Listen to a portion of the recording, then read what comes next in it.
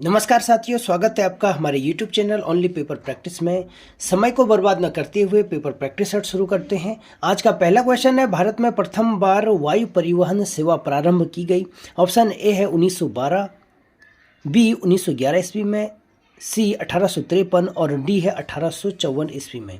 तो इसका right answer हो जाएगा ऑप्शन बी 1911 ईस्वी में भारत में प्रथम बार वायु परिवहन की शुरुआत की गई।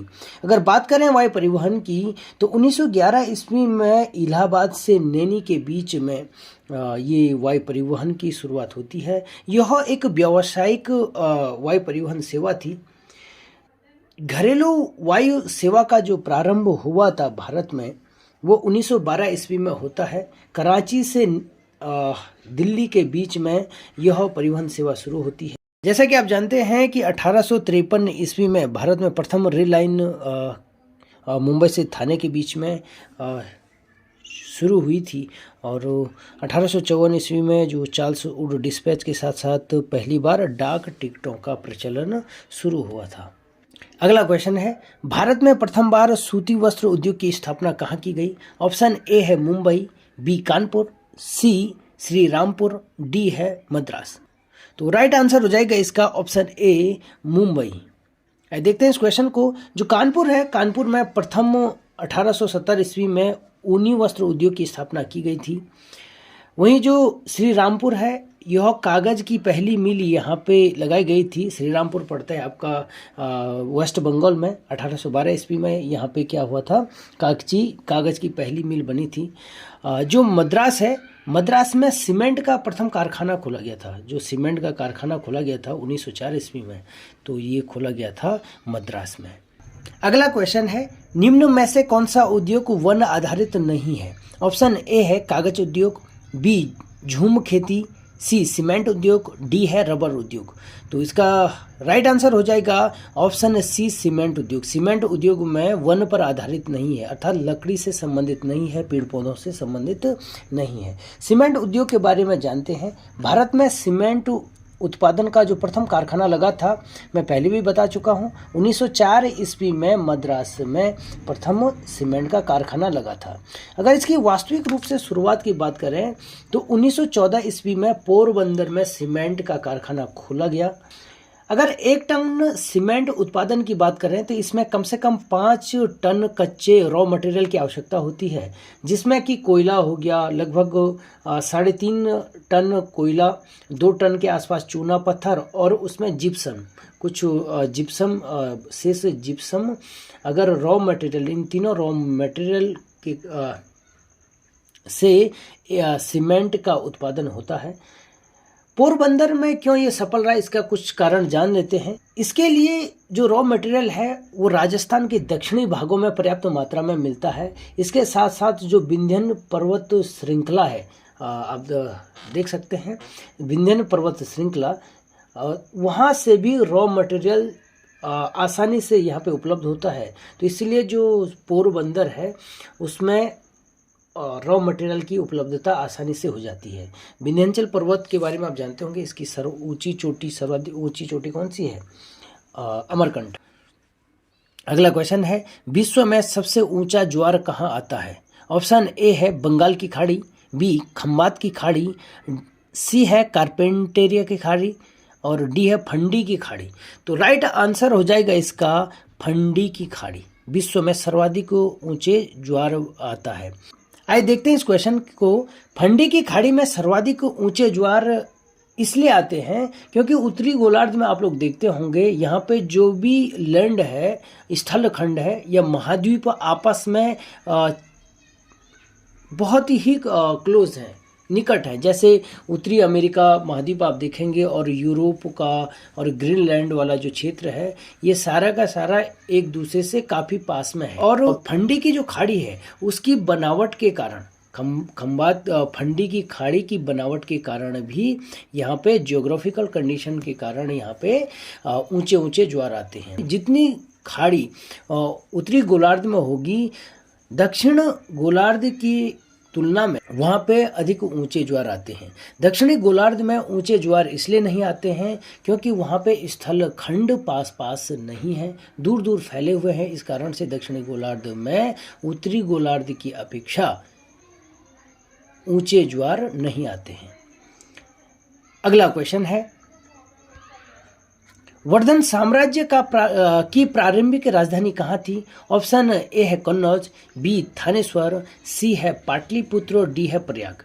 तो इसका राइट आंसर हो जाएगा ऑप्शन बी थानेश्वर।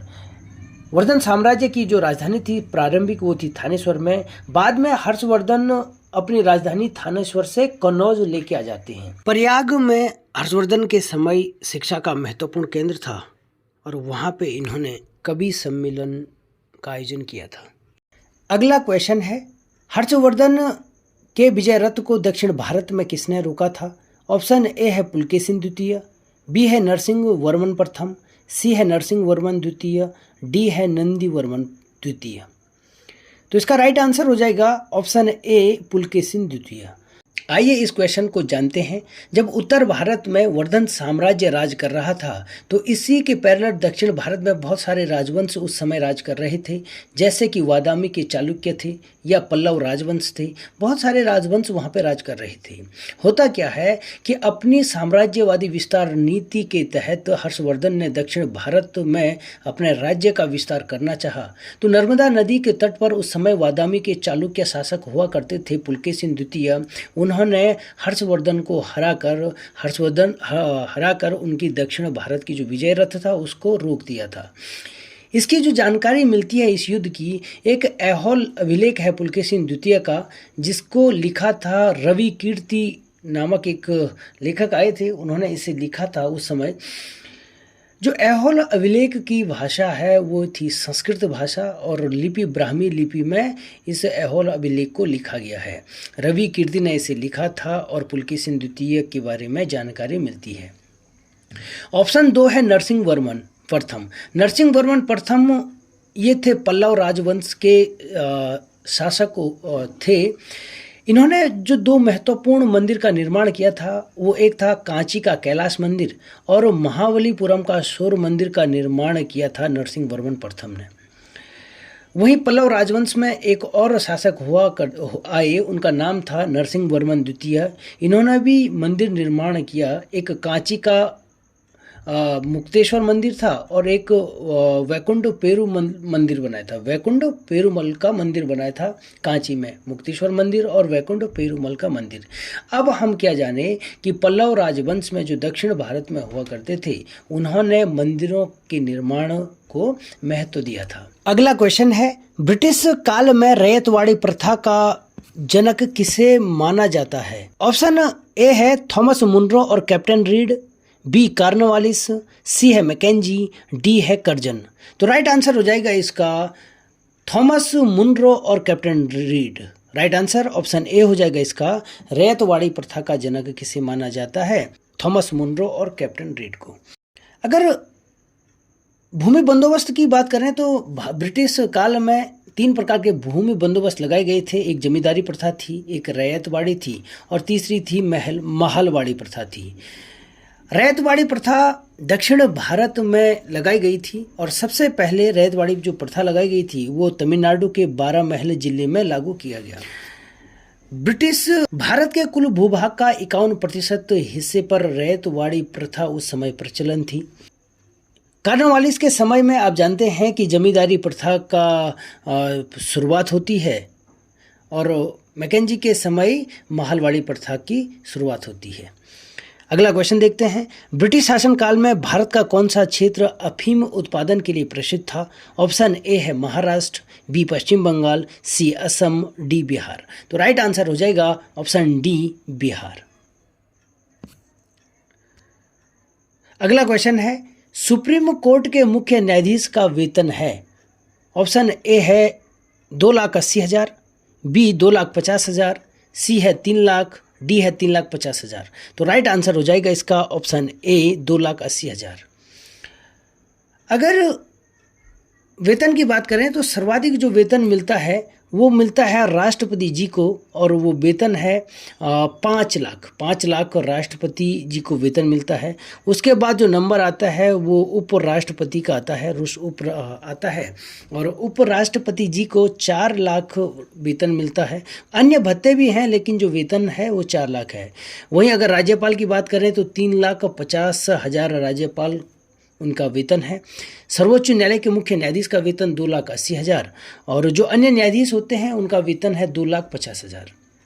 वहीं उसके बाद अगर भारत के मुख्य चुनाव आयुक्त की बात करें, उनकी भी 2,50,000 सैलरी है। जो कैग है, नियंत्रक एवं महालेखा परीक्षक है जो, उनकी भी 2.5 लाख क्या है वेतन है।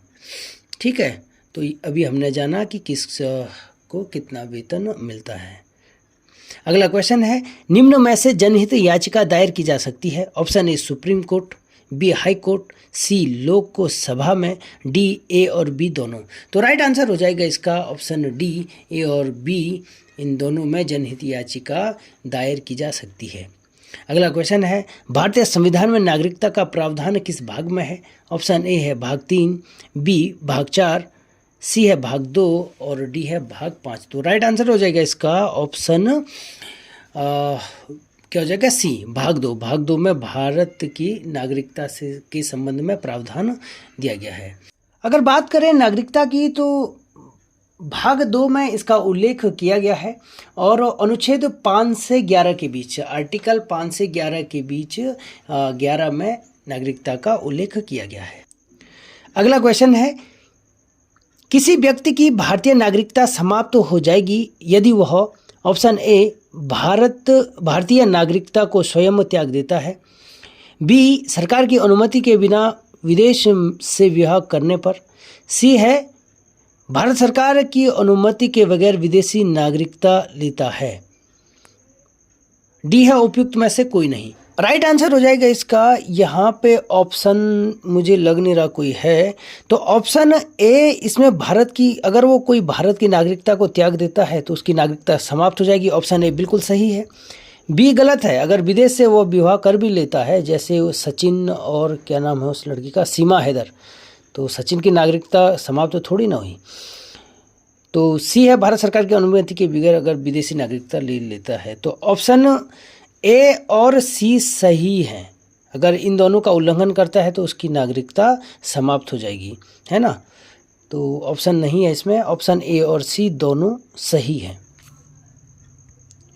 अगला क्वेश्चन है, बहुत महत्वपूर्ण क्वेश्चन है ये। हाल ही में लॉन्च भारत की पहली एआई आर्टिफिशियल इंटेलिजेंस आधारित फिल्म कौन सी थी।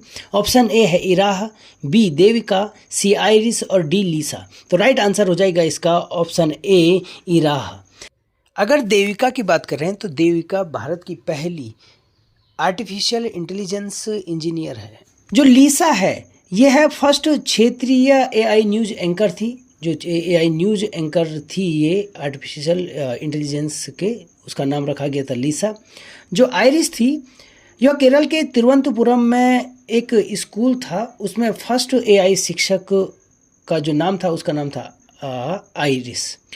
अगला क्वेश्चन है, परमाणु ऊर्जा आयोग की रिपोर्ट के अनुसार देश में कब तक 1 लाख मेगावाट परमाणु ऊर्जा क्षमता स्थापित करने का लक्ष्य रखा गया है।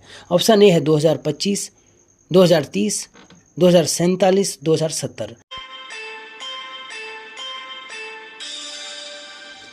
तो राइट आंसर हो जाएगा इसका ऑप्शन सी 2047।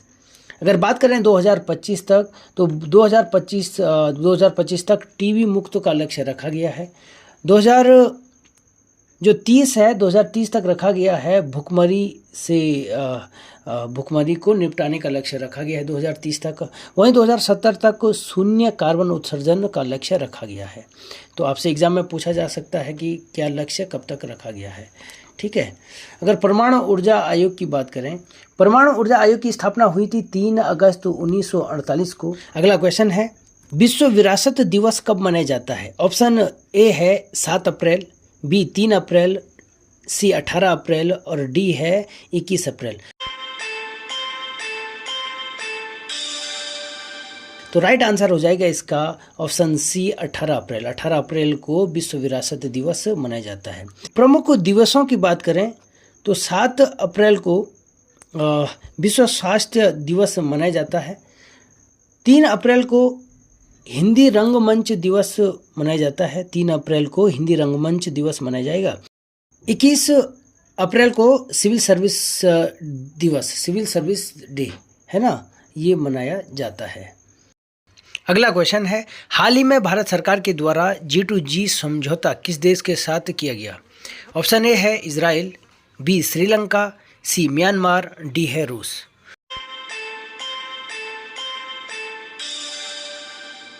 तो राइट आंसर हो जाएगा ऑप्शन ए इजराइल।